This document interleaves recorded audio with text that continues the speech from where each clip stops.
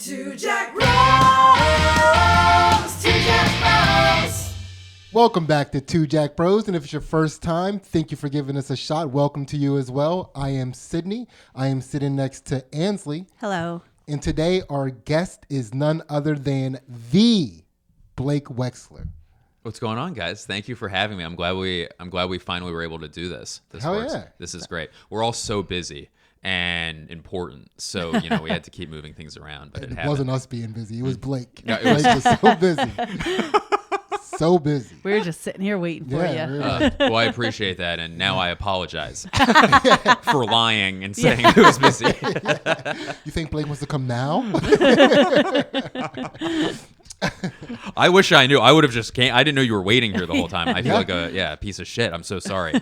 I'll make it up to you guys at some point. Yeah, I'll live here. I was almost As if that helps. So I'll live in here.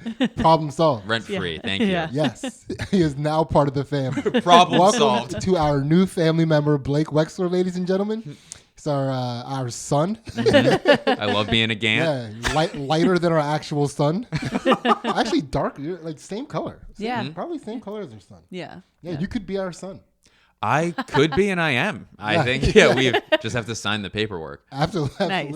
Yeah, That's my credit, by the way. I am the same color as your son. that's actually our credit. We made a Blake Wexler colored child. It's more impressive.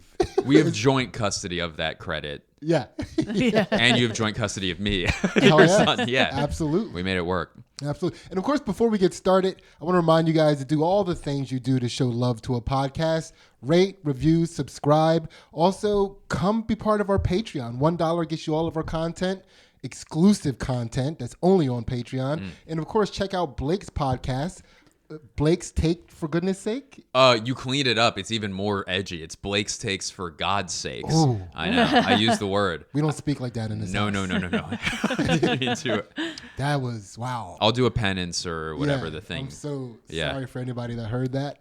And of course, also, Blake has 4 different albums you can check out on Spotify and what else is? iTunes, wherever you get them. Yeah, wherever you get them, you can get them. So yeah, iTunes, Spotify, however you listen to those. Get them. Get those. Get them. Get her done, I've been saying. That's the name of one of his albums. It is. It's a catchphrase that I created. It's actually Get Her Done 1, Get Her Done 2, Get Her Done 3. The second one's the best. Yeah. Get her done again. Yeah. So, of course, we always like to ask, Blake, do you know what we do on this podcast? I believe so. I watched your episode with Chip Chantry, yeah. and he made me plug his podcast. He also has albums out, which I'll plug at the end. Yeah.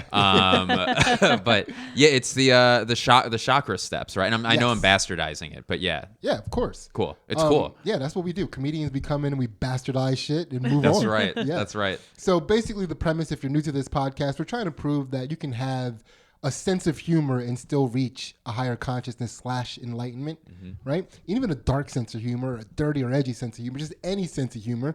And basically what we do is we take our guest, who is Blake today, through the process of enlightenment so that you, the listener, and of course Ansley and me, can reach a higher consciousness vicariously through Blake's hard work on this podcast. Yes. You ready for this? I think I am. It's funny. I just started leaning back so I could be more at ease. Yeah. Because it is an at ease vibe that I was like, in the episodes that I watched where I'm like, oh, this is going to be therapeutic and funny, obviously. Yeah. Yes. If we have time to make it funny. It was rooting through the issues. But it would suck if he was uncomfortable after we adopted him. I know that. Yeah. Yeah. Yeah. That first day of adoption, though, has to be the most uncomfortable day. Yeah. It's a little awkward. Does the kid get this sounds, I don't have the answer for this. Does the kid have a choice in the family? Like, do they, I would imagine they would, right? They could veto the adoption? Yeah, like, I don't want to go home with those 2 maniacs. Or they'd probably be so happy to get a family. Anyway, we'll figure that out. I think I'd prefer to be a ward of the state. Thank you very much. My parents is the state, please. Yeah. That's So everybody gets the same questions, Blake. And Ansley, start us off. Blake, what situation or experience did you learn the most information from? Very good question. Situation or experience. Like COVID's the easiest one to say, but I would say actually moving in with my girlfriend at the time, now fiance, where you kind of live your life, or well, I'll say it from my point of view. Like I've lived my life in a way where it's very like my career, my social life, my like, and not, it's hard to have perspective and self-evaluate like in those situations sometimes. And I don't know, I meant to have my voice go up for a second, and then I kept it up for 6 seconds, and I realized I started panicking where we got to bring it back down. But yeah, no, I would say moving in with her because she gives a point of view and knows me better than anyone else. So it helps that event of us moving in together, and what that signifies too, not just like the fact that we're both on a lease, but the fact that we connected in a way and like make each other's lives better in a way that that made sense to do. And yet she's really helped me evaluate like, oh, should I be is this a healthy way of doing things? You know what I mean? And is this, and there are probably conclusions I would come to eventually, but yeah, I think her being there helps me evaluate my behavior, both positively and negatively. Like it's like, oh, this is a good thing that I do. Oh, shit, I've been drinking 11 days in a row. Like, what's that about? You know what I mean? And now I wouldn't do that anymore because it's like, oh, I don't want to drink that like in front of my fiance who loves me. But then it's like, oh, why are you doing that? Like, why is this? What's the causation of this behavior? So I would say that's the one. Was it her place that you moved into? No, so that's a great question because I'm sure there would be a different set of, like when you move into a place together, I've heard with other couples, it's like one person's prior life in that place, it's that stink, I'll say stink is still there, but no, we moved into a new place together. Okay. I was there, so we did long distance for a year and a half. And then she moved to LA. So she moved to the city in which I lived in, but we found a place together. But I was there for 2 weeks alone and was not working and did not have furniture. So I was alone in this 1-bedroom apartment, sitting in like one of those folding tailgating chairs was like my chair that I worked out, you know what I mean? And had a TV on a stool. Like I just had nothing. And then when my friends would come walk in to pick me up, like we would go somewhere, it looked like I was not doing well. It was like, oh, this dude has no furniture. It was a mattress on the floor situation. And the thought was, I mean, I didn't have any money, but it was also, let's make this place our own together. And because of that, I was in an apartment that looked like, it was used for selling illegal things, for 2 weeks. Yeah, no, so for that 2 weeks that you were there, that she wasn't, you were there with no furniture, like how did you convince yourself you weren't depressed in that environment? Like how did you not have like environmental decor induced depression? I realized it was a fool's errand to convince myself I wasn't depressed because I was depressed.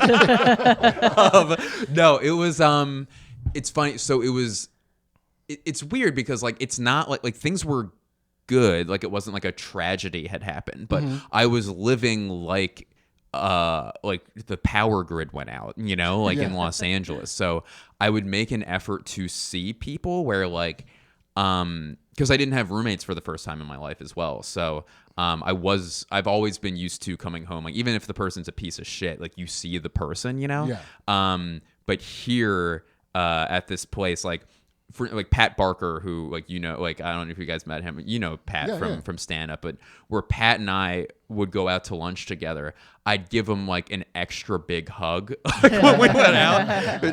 My fiance was like, just make sure you get a human touch in today, Blake. Just make sure you interact with a human being. Pat's like, what is this? I'm like, I just need a touch. And then I had to explain to him what that meant because so he wouldn't worry. But yeah, no, that's a very good question. It would be doing things that should be natural, but being intentional about them, being like, oh, I'm going to hug this man. You know what I mean? Yeah. So yeah, that's how I would do it. Okay. So how would you distill then the information that you got from that experience into like a few sentences? Other than whoosh. I'm sorry. It was so inappropriate. No, I don't have a backbone anymore. Actually, I had it surgically removed when we moved in together. No, I would. So the experience of moving in together, I would say like a perspective from someone a life perspective from someone I trust and respect is how I would distill it. That's pretty sick. Yeah. It's okay. That's awesome. Yeah. Why aren't you doing that for me? I've tried. Ansley has tried so hard. I give you the perspective. You just don't take it. That's what you've been saying? Yeah. That's what I knew you've been saying something, but that's the thing. Yeah. All right. I like that. So, and then you guys have been together for how long? About 5 years now. Yeah, 5.5 years. But they knew each other in high school. Knew each other in high school. How long? So, how many years altogether have you known each other? Jesus, very like 18 years maybe. It's still 4 years less than us, and he's getting so much perspective.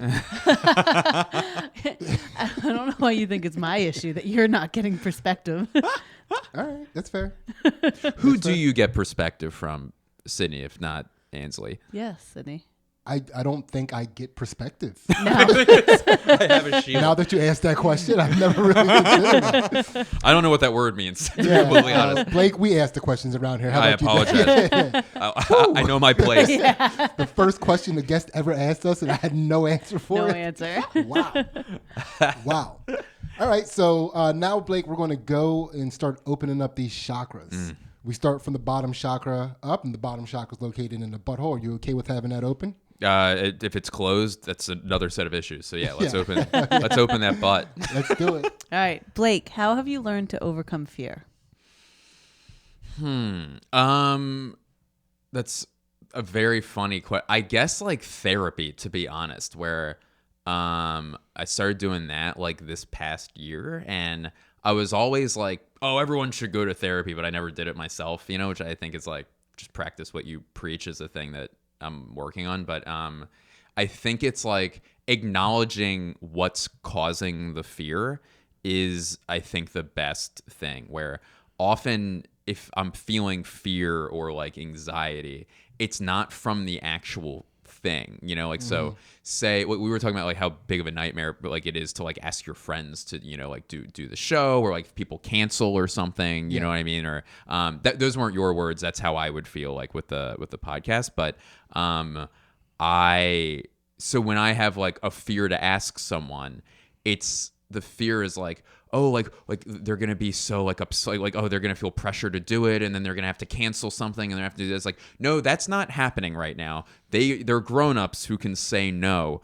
So what are you really afraid of? And it's like, oh, there's nothing to be afraid of. So it's easier. So it's like taking those steps to be like, what is the actual fear here? If there even is anything. And I would say 99% of the time, there's absolutely nothing to be like afraid of whatsoever.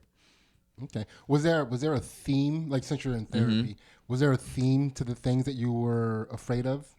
Yeah, it was often like asking friends for like literally to do anything, So like if it's, I mean, there could be like career things where it's like, hey, like, if it's a friend who's further along in the business than I am, I would be like, oh, would you mind telling this decision maker that I'm not a sicko or something, you know what I mean?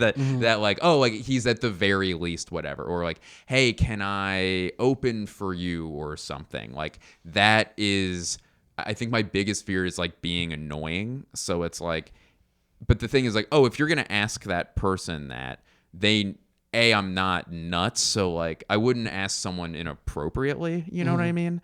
And they can say, they'd be comfortable enough with me to say, oh, no, sorry, like I don't feel like comfortable enough for you to do that, or like to do that for you yet, So that's one thing. Or like friend shit where it's like, oh, I need help like moving or something.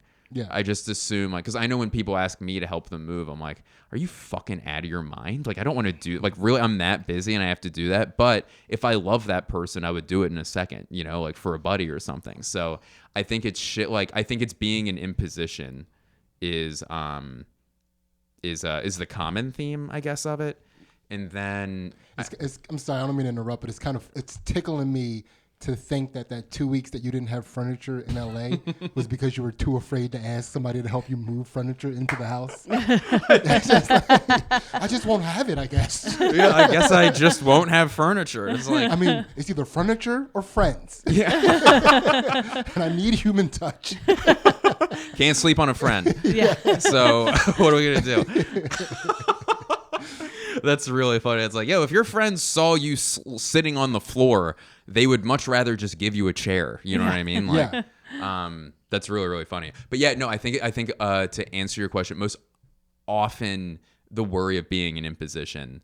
And then as far as fear, I don't really get too afraid of shit, I don't think. But I think maybe that fear represents itself as like anxiety. Yeah. Wait, real quick, what's it called when like if you're like doing really bad on drugs and alcohol and all your friends have to come to your house and tell you to cut it the fuck out? Oh, an intervention. Yes. Intervention. Yeah. Yeah, furniture intervention would be hilarious. Well, everyone would have to stand. It would be the worst. Yeah, we're gonna have Blake. We're gonna invite you to IKEA to have a furniture intervention. So, can you remember a time, and it can be from any time of your life? Yeah. Can you remember a time when you were the most scared? Yeah, let me think. So I would say so like like I had like my dad when I was like 15 or 16 had had an illness, like very, very sick. And I would say when he first like went to the hospital, I guess I was probably the most scared, but I was also like it was like a brain thing. He's still alive, but and he's actually here. No, he crawls over the table. I'm sitting on him. I had him stuffed into a chair. It's just the comfort of his lap. I wanted to turn it into a seat. Sorry, it's dark and weird. It's a good dad. He's a great dad. Yeah. Better chair. And so I would say that moment I was very afraid, but did not show it because I think I was around people and family who were more afraid than I was. So I was like, oh, I can't be the afraid one because even though I was, does that make sense? And that's, it does. Yeah. Can you remember like where you felt that fear? Like, I would say it's funny. It's when, so like there was the like, not to go like just cause like for his privacy, but like when whatever happened, you know, like he got taken in an ambulance and like rushed to the hospital and then, you know, everybody was like rushing to the hospital. So I think that was like adrenaline time where you don't really feel fear in that moment. I think it was once he was like in the emergency room in the thing, like no more movement, like families in there. And then like I went to the bathroom. Like that's like when you have like a moment alone, it was like, oh, fear, you know what I mean? Yeah. And then it's weird in those situations where it's like a fight or flight thing where it's like, oh, I could freeze and not do anything. And I don't think that's in me, which is good. But the fight version is like also kind of destructive to you where it's like, oh, you're not thinking about what your feelings are, you know? And then that is why you wind up in therapy when you're 33 years old. Well, we'll consider that a fear chakra unlocked. I love it. Hell yeah. Yes. Feels good, right? Mm-hmm. Yes. Yeah. All right, Ansley, keep it moving. All right. So, Blake, this is your pelvis chakra. Oh, There's yeah. a little section we like to call My Bad. It's an opportunity for you to offer an apology to a person, place, or thing in order to set your karma back to neutral. That's good. Guys, I want to apologize for rescheduling so much.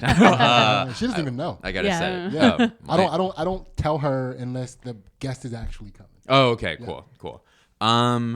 Let me think. Okay, so can you say that again? I'm so sorry. So an apology to a person, Yes. place, or thing in order to set your karma back to neutral. Okay. I want to apologize to my dog, Ollie, where my fiance's out of town this week, and he's in my care. He's my ward. He's the ward of the Blake, and that's our grand dog, by the way. Yeah. True. Love Ollie. True. Congratulations. There is some perks that comes along with being my parents. But so he did not. He's a cattle dog. We were talking about this downstairs, and it has like tons of energy. And I did not give him his full amount of plays today. And I could tell when I was leaving, he was like, "Where the fuck is tug time? Like tug time sounds disgusting." I don't think that's legal to be doing tug time with your dog. Why aren't you masturbating? God damn it. Take some time for yourself, Blake. But no, like the like playing with his rope or whatever, and not better. And dick time? No, that's like worse. Like throwing the ball with him and stuff. And like I could tell he was like, "What the fuck?" Like I want to get my energy out, so I'll probably have to do that later. But I want to apologize. Like I told my fiance, I'm like, "Yo, I'm gonna take care of this dog," like because she had him. I am his stepfather, I guess, in this. So he's your half step. Grand. We just consider it a grand dog. We don't You round put the up. step on that label. I hear you. Yeah, That's we're nice. We're good grandparents. Yeah, you are. You really are. This is sick. But yeah, I would say that like I didn't give my dog what he like deserves today. So yeah, and that may sound superficial and silly, but I love this dog so much. Like that as soon as I walked out the door, I'm like, you're a bad dad. That's what I said to myself. I mean, it doesn't sound superficial or silly to me because Okay. I often have that same guilt weighing on my shoulders because, I have a dog that needs to fetch. Yes. It is in her genes. She has to fetch. And like, she didn't get out today either. Yeah. So Bad dads over here. yeah. Oh my God, these deadbeat dog dads. Great granddad though. Excellent. Terrible dad. Yeah. But that's a good apology. Yeah. Very relatable. Yeah. Oh, good. Gotta take care of Good. the dogs. Finally. I've said something that people can fucking relate to in my career. No, yeah, that's an interesting one because I was cycling through people and I'm like, have I broken anything recently? Like in terms of like things to apologize to, but yeah, no, the dog thing resonated. Okay. Yeah. Yeah. That is a pelvis chakra unlock. Yeah. Do you break a lot of things? He breaks a lot of things. I could have guessed that. And it's like, I know, but I don't know, but I know. You didn't know, but you knew. Yeah, I knew. One of Exactly. those things. Not so much anymore. I used to like throw, like when I was a kid, I would throw video game controllers. And then when I used to, actually it's funny, before the Eagles won the Super Bowl, I would throw shit every once in a while. And then since then, I've really like mellowed out in general. So all you needed was one Super Bowl in your lifetime? Yeah, all I needed. That's all I needed. I've been saying it since I was a kid. All I needed, and it helped. So no, not anymore. But like I will like punch a steering wheel, or I will break into someone's car, punch their steering wheel, get into my own car and drive away. But yeah, no, it's more like shit like that, slamming my hand on something. But yeah, Well- do you, Ansley, or? I'll scream in the car. You Yeah. know, like I get like the pent up. I need to let it out sometimes. Mm-hmm. I don't really throw things or punch walls. That's good. Yeah, but I mean, I think you're contextualizing that way. He is asking you, do you break things? He's not saying, do you break things for reasons of anger? He's asking, do you break things? And then you can also tell him the nickname you have around the house. I don't know what nickname you're talking about. Sometimes they call me Baby Huey just because I don't know. I'm like a bull in a china shop sometimes. Just kind of bump into things. And, Yeah. Yeah. Like, Ansley has Baby, he I was funny. grab babies too hard. she has unusual human strength. And there was no way for her to calibrate it growing up, I guess. So she squeezes the life out of shit. You're a jack bro. Yeah. Yeah. Yeah. And I don't break things out of anger either. I break things out of curiosity mostly. I'm curious if this will make me less angry if I break this. And it does. Well, he's like, does this twist this way? Or like, what happens if you keep twisting this? It's just, I'm kind of a science guy. Yes. Yeah. Yes. It's really, would you say that Aristotle was Archimedes, was he breaking things all the time? Or was he learning? Mm-hmm. He was breaking down preconceptions. Exactly. That's what he was doing. I'm an Archimedes type. True. Everybody knows that about me. Okay. If there was an Archimedes biopic, it would be you who would play Archimedes. They're like, we need an Archimedes type. It's like, well, it's Sidney Gannard. We don't make the fucking thing. Dude, in 2022, there probably would be a black person with a flat top playing Archimedes. This is the time. Yeah. Let's It's the time. made. Yes. that'd be pretty good. God, that would be so good. Yeah. So, Ansley, move us along. All right, we are to the gut chakra. Blake, how do you overcome disappointment? All right, so we just got done doing Blake's Patreon episode, and boy, was it a blast. And you can get that for only $1, which gets you all of our exclusive content, which includes the counter to the podcast you're watching right now, where we unlock the shadow self's enlightenment, and we call it 2 Jack Bros After Dark. We also have all of Ansley's fight commentary and analysis of all of her jiu-jitsu matches that we do, and any comedic stuff that I put on there from my road gigs and hanging out with Matt McCusker and Tim Butterly and stuff like that. So I'll also put some of that stuff on the Patreon as well. $1 gets you all of our exclusive content where you, yourself, can become part of the Jack cult and become one of the Jackalites. And also, once we get to 555, once we get to a certain goal, Ansley and I are going to get some tattoos that are 2 Jack Bros related. And we're also going to, once we double that, we're going to start sponsoring Ansley's jiu-jitsu matches for all of her hotel accommodations, travel, and just the gear that she's going to compete in. Blake. I love it. Yeah, Blake. Did you have a fun time doing the Patreon? I had a great time. It's really, really fun, and it's cool. It's like very different from, the chakra questions from the previous episode. So very different answers, very different experience. Nice. Oh, yeah. Thank you, Blake. Of course, it's really great. Appreciate that. You got it. And now we're going to get back into this episode and find out how Blake overcomes disappointment. I would say always having another shot at it, I guess, where like with stand-up, for instance, the disappointment comes in, I mean, all shapes and sizes, but like say the easiest one is like bombing, and when I was younger, I would always be like a bombing would affect me for like a while.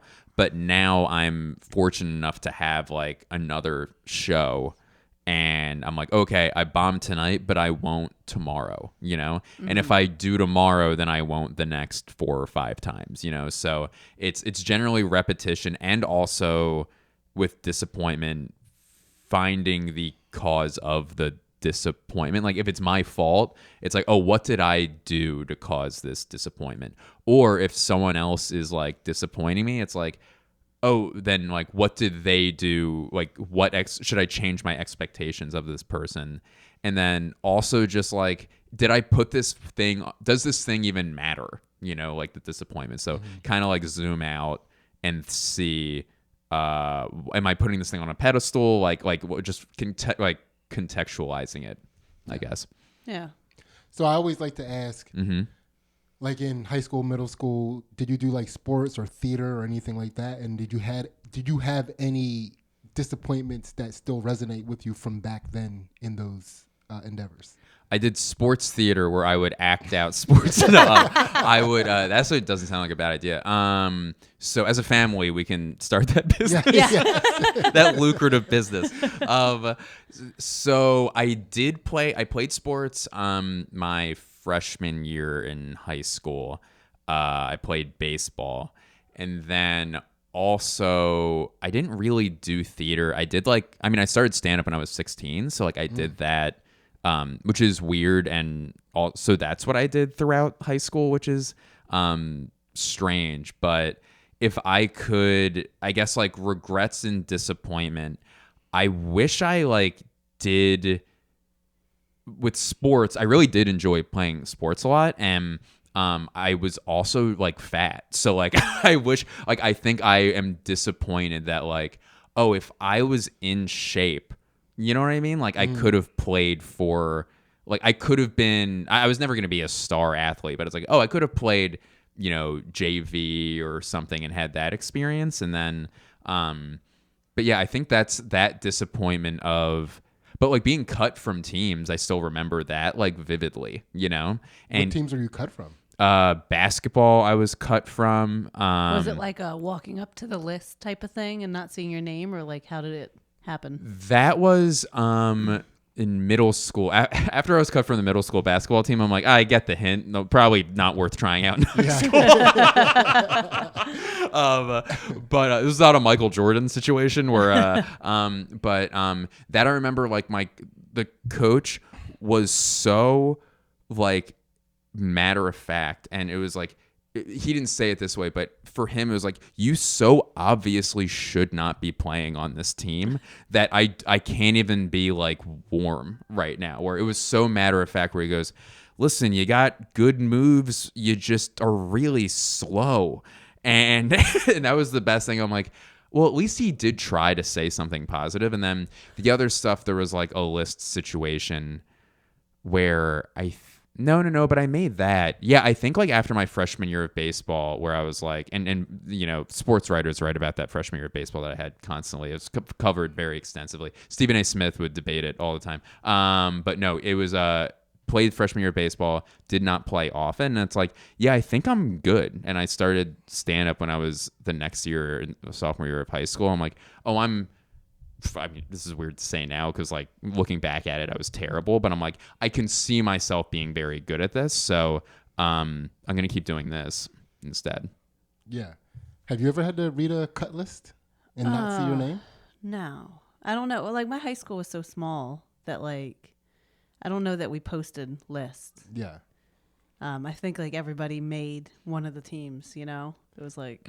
I remember I tried out for a play that I didn't want to actually be a part of. I wanted to hang out with the theater kids and joke around. And then the girls. Yeah, and then like I did my audition and I fucking nailed it. And I was terrified until the list came out. Yeah. That you were going to get it or that you... Oh, wow. It was just like I got a standing ovation in my audition. And I was like, sit down. What have I done? Sit the fuck down. What have I done? And yeah, and I saw it. My name was on the list, and I was freaking out because now I have to be the lead in this play, and I'm losing my shit, freaking out.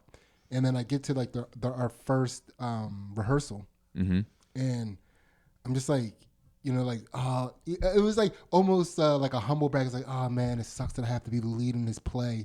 And it was like, dude, you're not the lead. You're like an understudy. It's like, oh yeah, perfect. I can do this. Okay, good. Yeah. But it was like the embarrassment of like thinking that I was being, and not even that I was put up. I was just like thinking I was the lead because I didn't know how to read that list properly. It was my first time. Oh, that's funny. Yeah, know? Yeah. It was just like I knew what I auditioned for. I saw my name, so I was like, "Fuck, I got the part." You know, but that's not quite how those lists work. No, you have to look next to it to see what you actually. Yeah. You have to read at all. Yeah. Now, when you guys played sports in college, like you knew that you were already on the team, right? Like, were you recruited or did you? No, I was like, my school was tiny. Like, our lacrosse team started my sophomore year. So like, I wasn't very like talented at lacrosse, but like I was a good athlete. So like I met the coach before I went, but I didn't really get recruited. So like I was basically a walk-on, and there was like a whole group that like this coach had recruited, like 20 girls. And, but I got to travel with the varsity team my freshman year. And then by my senior year, I was the only person in my grade left on the team. Like everybody else, like we had coach changes and stuff, and like, so like I just kind of stuck around. Yeah, that's cool. Yeah. How about you? Did you know or? Yeah, I he was highly. I was one of the top. Hell yeah, in the country. Of course. If my dad is listening, he's so proud of that. Yeah, he loves it. Yeah, that's awesome. Yeah. So wait, can I ask? So you were a chubby child? Yes. Was it a conscious effort to change habits, or did you just grow out of it? I wanted to get bigger, actually. So I think it was like, I don't know if it was vanity or like, I think it was just it's interesting because now I have to figure out how I got chubby. And I would imagine, like, I wasn't out buying groceries for myself, you know? Right. And, like, my, like, parents are incredibly sweet people. And, like, I really, like... He his parents. Huh? Yeah, sorry. My old parents. Yeah. Not my current ones. No, you guys feed me very healthy things. But I really liked, like, having microwavable deep dish pizzas after school. So I would eat them. Yeah. And I think that after that, like, my mom was finally like, oh, we can't buy him whatever the hell he wants, you know? So it sounds like an Eric Cartman situation. But so then in heading into like the end of high school, it's like, oh, my friends have like personal trainers for sports, and I don't play sports anymore, but I like want to be in shape. So like I started tagging along with them to like their personal trainers, and it's like, oh, you learn like, oh, like exercise, and then, you know, that foreign concept, and then, oh, you can't eat like that. And so it was just being more physically active other than outside of like organized sports activities, if that makes sense. And then like did that through college, and then like gained like I had in college, I think I had lost from my heaviest, like at my heaviest I think it was like 215, and then in college I got down to like 175 I think, and then went back up my senior year to like 210, and then like I think like 180 is like probably where I should be, like around there. But yeah, because I was going to say I wouldn't say before you moved out to LA you were fat, but you definitely came back thinner. Yeah, that's just there. You know, like it's funny with there. Like I'm making like the joke. There's obviously LA is so fucking health conscious. Like how couldn't you? But it's very easy to get in shape there because like there isn't the best like cheesesteak place, the best sandwich place, the best pizza place like everywhere. You know, like they do have really good food, but it's Mexican or like sushi or that sort of stuff. The and best then avocado bar. Exactly. Yeah. There's an amazing. I got fucked up at the avocado bar. I blacked out. But it's also like it's always there's never an excuse to not exercise outside. Like you know, like it's always nice. So you can go for a hike. Like across the street from our place was like this beautiful hike. Do it just every day, and then you're back at home. Like there's no commute to it. You're not spending any time in your car on your way to exercise. Yeah. So that was LA was very easy. To do that. Yeah. Mm-hmm. All right. Well, that's definitely a disappointment chakra unlocked. It's a gut chakra unlocked. Ansley, moving along. Blake, we are now to the heart chakra. Cool. What have you learned from grief? That's a really these are all obviously very good questions. I would say that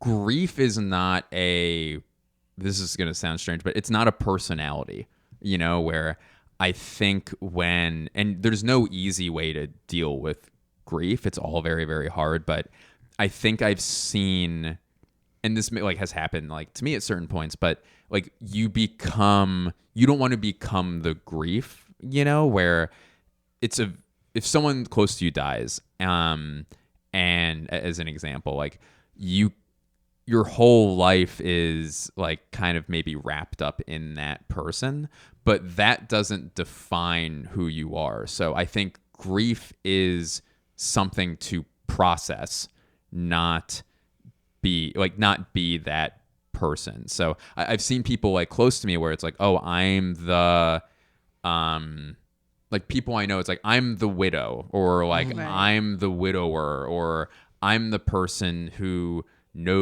talks about death all the time, you know, and I'm sure it's very, very hard to deal with, but I don't think that that's a healthy thing. And I think there's more to people than being like the victim of grief. Yeah, that's nice. Yeah, I like that. Cool. It's not it's not a personality. Yeah. Mm-hmm. I like Yeah. that. Now, if you, and we don't have to spend too much time on this, but is there, like, while you were thinking about that or answering that question, is there a moment of grief that comes to mind? Yeah, I mean, like when my dad was sick, like it's, you know, and it's a thing where like it's been a slow, like long thing. So it's almost like rather than one big grief, it would be like a long grief, but it's also not like there are a lot of positives too, where like he's like, you know, like I didn't like like lose my dad, like I have more time with him. It was the kind of thing where like looked like he was gonna die, lived, and then there's still like issues that he has to deal with. But it's a kind of thing where I think that could very easily be something who defines who a person is. And I think sometimes I would be like, I would tell that story of like, oh, I went through this thing, like blah blah blah, and it's like this is gonna sound harsh to myself, but it's like not everything needs to be vocalized, and I think this is I don't want to come off mean because I think everybody grieves in their own way, but like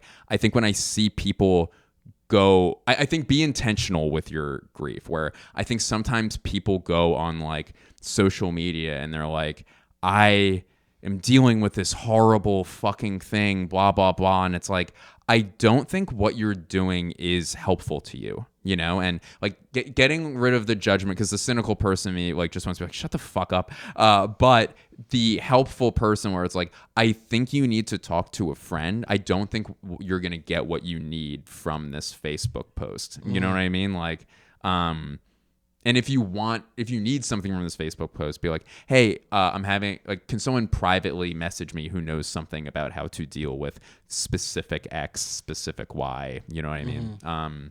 But yeah, I don't even know how I got on that topic, but I believe that.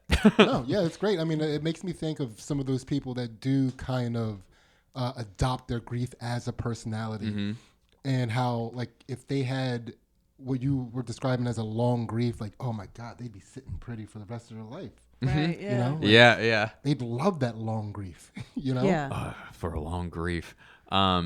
It's funny. I almost call it like emotional hand grenades, where people sometimes will just take like an emotion, just fucking throw it into the middle of a room, and it like blows up, and it's like, God, now we're all dealing with this. Like, what is happening right now? You know what I mean? And it's not helpful to them either. It's not helpful to anybody. So not me. I'm always wearing one of those bomb suits. Yeah. It's just like, dude, throw your grenade. I don't give a fuck. And let your dog bite me. Come on. oh my God. Yeah. That's so fun. There's just two German shepherds hanging off each of your arms. Like. Yeah, that's thank you for sharing that. Yeah, I really appreciate that. And that is definitely a heart chakra unlocked. Yes. Ansley. We are to the throat chakra. Blake, what is a favorite lie you have told? Or if you're still telling it, it's still in rotation, you get extra karmic points. Ooh, nice. All right, what's a lie that I like? A lie that I've told is that, like, here's a good one. I wouldn't tell people that I don't have like a day job, where I would constantly lie and be like, oh, I just make money off this or whatever, where in reality it's like, oh, I do like odd social media jobs like every once in a while, to like supplement like my comedy income. So that's one that like I would lie about. And even like if I had a cool like an entertainment job where it's like, oh, I'm whatever, like doing social media for this TV show or something, like I would be embarrassed by the fact, and this is within the past like few years, like I would be embarrassed by the fact that I didn't make a sole living off like just stand up. So I would lie and tell people that like I did. But then if you did any research whatsoever, it's like, I don't know if 5 road dates a year can support what his lifestyle is. So that is a lie that like, and looking back on it, it's like, who cares? Like, who gives a shit? Doesn't matter. Yeah, there is this weird thing when you're young in comedy. You think that if somebody finds out that you don't only sustain yourself from comedy, they won't think you're a good comedian. Yeah. Or they'll actually, I think even more to say, they'll think you're a bad comedian. And it's yeah. I mean, I kind of get that. That's a good lie. Like, so you would just so the lie was predominantly to convince people that you solely made money from comedy. Yeah, and I would like mention a job. So say like I got a job like doing like Punch Up, which is when you add jokes to a script. It's like, oh, how do you make a living? And it is weird that also, side note, that people do ask people in comedy like, oh, like, so how do you make a living? Which is an incredibly rude question. to Yeah. ask. You wouldn't ask like a doctor, you know what I mean? Yeah. Like, how do you make fucking ends meet? What with all the debt that you're in from your schooling? But and I am comparing comedians to doctors in terms of the importance of the job. But So did Patch Adams. yes, thank you, Patch Adams. It's a shame what happened to Patch. So Well, he learned very quickly that comedy isn't doctoring. that was a clown nose did not heal what that person had. But yeah, it would be like essentially taking like some of the, you know, like maybe the exceptions and making it the rule, where it's like, oh, I would have like cool jobs every once in a while, but those jobs would be, oh, it's like a few weeks and you're in there. So like I would then say like, this is how I make a living, where it was like, oh no, this is what you're using to build to what you eventually will do. But Yeah. I would lie and say that like to like friend, like to like close circle of friends, they know the truth. But even like a person I would call a friend, like I would be like, oh yeah, this is how I make money. What is the coolest job you had that you didn't admit you had? Here's a good one. So I was a PA, which is a production assistant. You're essentially an assistant on a TV show, and you like run and get lunch, and you know, fucking get groceries and wrangle wire. You basically do anything, like everything, and it's like the lowest job on the set, but it's a very, so I worked on a show called Key and Peele, which was like an awesome show. I did also tell people in general that I worked on it. So in general, I was honest about it. However, to your question, one night I was working at one of the roasts, and basically like I would bring the guests to their tables or whatever, and then I got to hang out the rest of the night as if I was a guest, which was like fucking really cool. But Joe DeRosa, who's now a very good friend, he's a great comedian, he introduced me to a bunch of like well-known comedians that I really respected. I think I was like 22. So these are people that I'm like would occasionally be on the same show with, but also like they were in another like other stratosphere, like people I really, really respected. And Joe goes, and Joe's being sincere. He's like, oh, this is Blake. He's a writer on Key and Peele. And I didn't correct him. And I'm like, hey guys, nice to meet you guys. And then years later, he was like, wait, you weren't a writer on that show? I'm like, no, I was an assistant. He goes, why the fuck didn't you say anything? I'm like, I was embarrassed. And he was like, I get that. So that was a time where like we still laugh about that, where I just had ample opportunity to correct him afterwards, and I just like didn't do it. Yeah. It's odd that you also didn't correct your IMDb page, which I saw you had a. No, I'm just kidding. I've been trying. I got locked out. Is Wikipedia head writer for Key and Peele? I'm Peele. It's like, oh, he wrote Get Out too. This guy's sick in his head. Yeah. That's those some good lies. Yeah. Thank you. Yeah, those are fun lies. I'm nothing if not a liar. Yeah.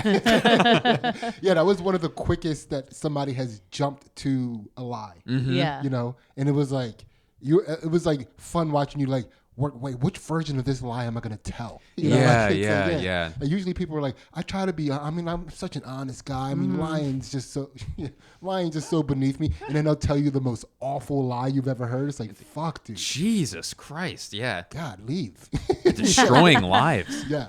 So, but yeah, that's definitely a throat chakra unlocked. Cool. Yes. Yeah. Ansley, let's go. All right. We are on to our third eye now. So out of the physical chakras into the metaphysical chakras. Hell yeah. All right. So what is something that you always thought of as separate, but as you've grown up, you've learned that it's really the same? Church and state. The worst answer. I would have to honestly go with church and state. Amen. Separate but the same. I would say this might take me a second to think of. Separate but the same. I think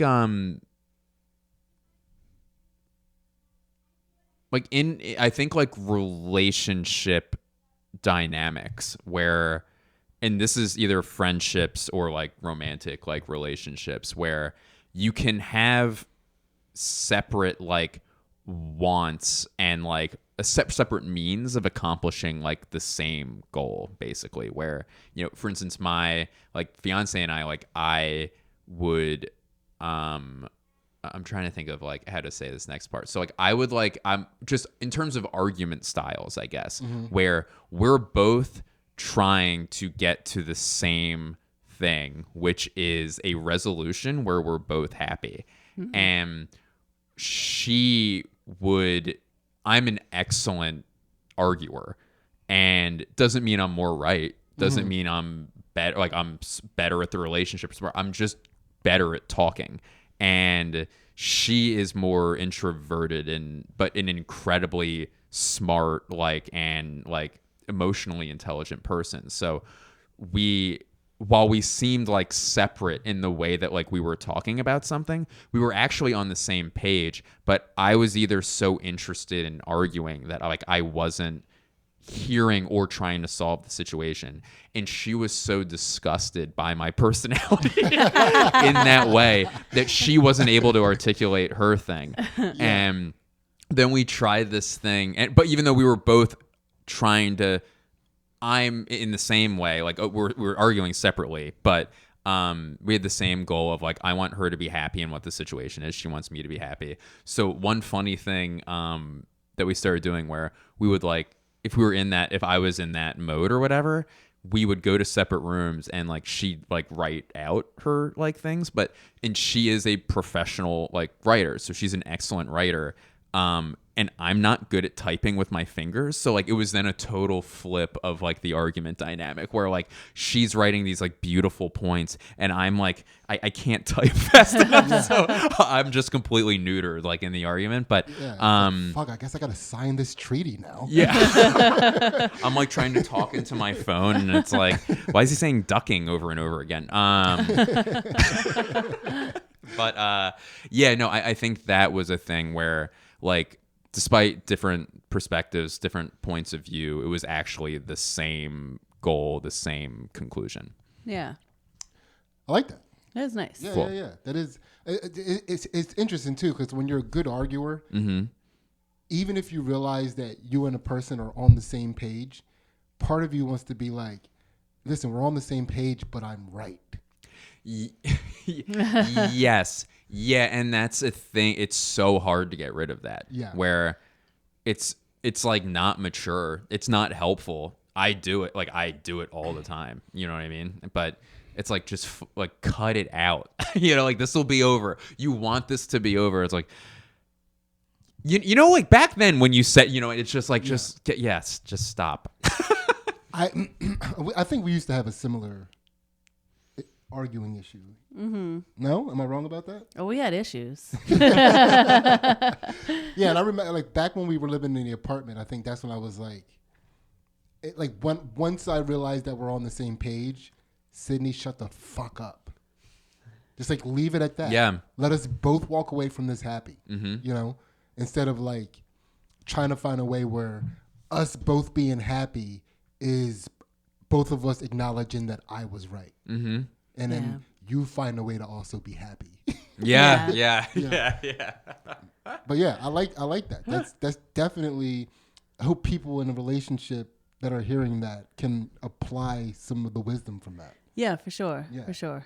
It's hard as shit. Yeah. And you're not going to nail it like the first time or the 80th time. But yeah, you'll... Is that what you tell your fiance? Yeah, I'm like, I'm trying. Like, I get it. We're working on it. And I get it. Like, I shouldn't be thinking that I'm right, but you know I'm right? It'll be a thing where I'll realize I'm doing it while I'm doing it. I'm like, and listen, you know, I just think that I'm right here, and I'm fucking sorry. I realize I'm doing it right now. I'm being kind of a piece of shit. Let me say this. You know what? I'm not even going to fucking say it anymore. And she's like, what am I dealing with right now? Like, what the fuck is this guy? Yeah. I'm just keeping the peace in this relationship. I feel like it's all falling on me. Right? You become the victim in the thing. Yeah. Yeah, that's awesome. That's definitely some applicable shit that anybody listening to this can use. Because I'm pretty sure whoever's listening to this, your relationship fucking sucks. That's right. And Blake just fixed it. Yeah. You're welcome. So, Ansley. Well, Yes. first of all, that is third eye chakra unlocked. Ansley, keep us moving. Yes. We are at the crown chakra, the final chakra. Ooh. Is a two-part question. What is one thing you can't give up and why? That's the first part. Mm-hmm. And what would giving it up mean? I'll start with the second. No, I'm kidding. It doesn't make any sense to do.